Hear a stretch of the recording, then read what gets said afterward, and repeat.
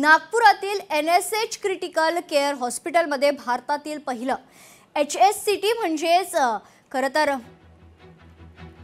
यशस्वीरित्या एक शस्त्रक्रिया पार पडलेली आहे। डॉक्टर उमेश बियाणी आणि डॉक्टर आतिश बकानी यांच्या नेतृत्वाखाली टीमने दुर्मिळ अनुवांशिक विकार LIG4 कमतरता असलेल्या गोंदियाच्या 19 वर्षीय रुग्णावर ही गुंतागुंतीची प्रत्यारोपण प्रक्रिया केलेली आहे। ही ट्रान्सप्लांट प्रक्रिया मध्य भारतातील नोंदवलेली पहिली प्रक्रिया असल्याने वैद्यकीय क्षेत्रात ऐतिहासिक ठरली। जगभरात HSCT आजाराचे आतापर्यंत 10 रुग्णांची नोंद असून त्यापैकी 5 ते 6 रुग्णांवर यशस्वी उपचार झाल्याची तज्ञांची माहिती। वर्षाचा हा मुलगा होता आणि याला म्हणजे रक्ताची पेशी तयार करता येत नव्हती शरीरामध्ये, त्याचा बोन मॅरो काम करत नव्हता।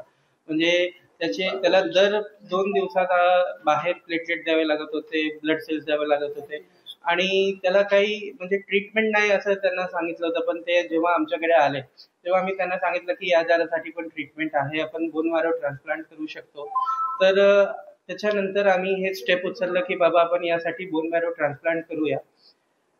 हा प्रोसिजर खूप अवघड असतो, याला 2-3 महिने लागतात। पेशंटला पहिले आम्हाला पूर्ण त्याचे सेल्स म्हणजे सर सांगतील तुम्हाला सगळे डिटेलमध्ये की सेल 0 करावं लागतं, इन्फेक्शनचा खूप चान्स राहतो आणि हा इंडिया मधला पहिला प्रोसिजर आहे डॉक्यूमेंटेड की अपन केला है। इसमें कैसा ये जो बीमारी है सीवियर अप्लास्टिक एनीमिया, ये बड़ी हमारे प्रोफेशन में देखा जाए तो कॉमन है। हमारे पास क्योंकि इस टाइप के पेशेंट बस जिस कारण इसको सीवियर अप्लास्टिक एनीमिया हुआ था वो बड़ा रेयर है।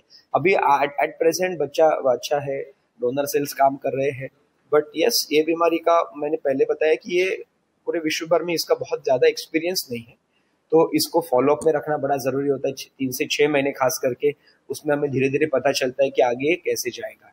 बट एट प्रेजेंट बच्चों को ब्लड या प्लेटलेट्स नहीं लग रही है, वो एक समाधान है और हम आशा करते हैं कि ऐसे ही ये बच्चा इससे बाहर आ जाए।